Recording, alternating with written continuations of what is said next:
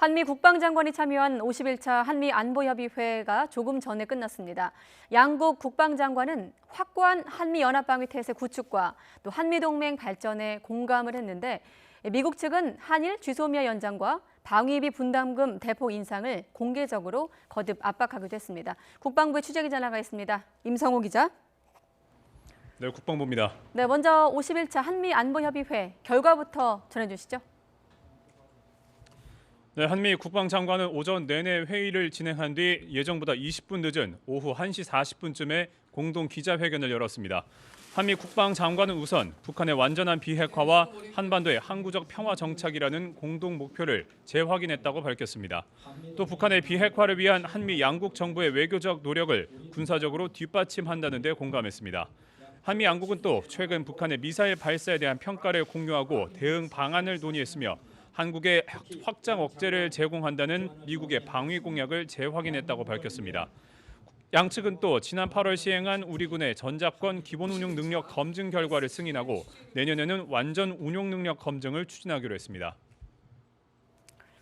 자, 그리고 가장 관심사, 종료가 임박한 한일 군사정보보호협정 쥐소미아 문제가 논의되느냐 그 여부였는데 한미 국방장관이 논의했다고 답을 했다고요? 네, 공동 기자회견에서 에스퍼 미 국방장관은 공개적으로 한일 지소미아 연장을 거듭 촉구했습니다. 에스퍼 장관은 지소미아가 한미일 3국이 적시에 정보를 공유하는 데 매우 중요하다면서 지소미아가 종료되면 삼각 협력도 약해진다고 강조했습니다. 또 이로 인해 득을 보는 것은 중국과 북한이라며 공동의 위협에 함께 대응하기 위해서도 한일 관계가 개선돼야 한다고 강조했습니다. 이에 대해 정경두 장관은 지소미아 종료 결정은 일본의 수출 규제 보복 때문이라는 정부의 입장을 반복해서 강조했습니다. 하지만 자신은 한일 양국이 좋은 방향으로 협의해서 지소미아가 유지되기를 바란다며 이를 위해 미국이 적극적인 중재 노력을 해달라고 당부했습니다. 자, 또 한 가지 민감한 대목이 바로 이 대목인데 에스퍼 장관, 이 방위비 분담금 인상도 공개적으로 압박을 했다고요? 네, 그렇습니다. 한미 국방장관은 오늘 회의에서 차기 협정인 제11차 방위비 분담금 특별협정이 연내에 타결돼야 한다는 데 공감했습니다. 또 분담금의 액수가 공평하고 상호 동의 가능한 수준에서 결정돼야 한다는 데에도 공감했다고 설명했습니다. 하지만 그 수준이 무엇인지에 대해서는 한미 국방장관의 견해차가 드러났습니다.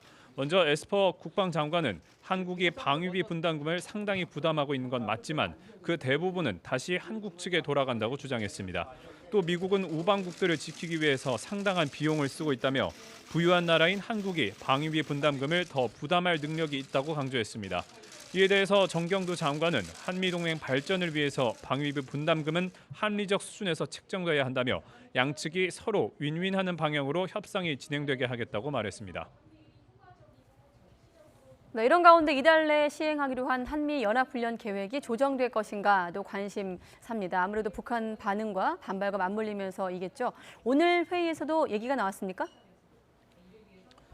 네, 두 장관이 그 문제에 대해서도 논의를 했는데요. 정경두 장관은 우선 이달 내 시행하기로 했던 한미 연합 공중훈련도 북한의 반발을 고려해서 조정된 방식이라는 점을 먼저 강조했습니다.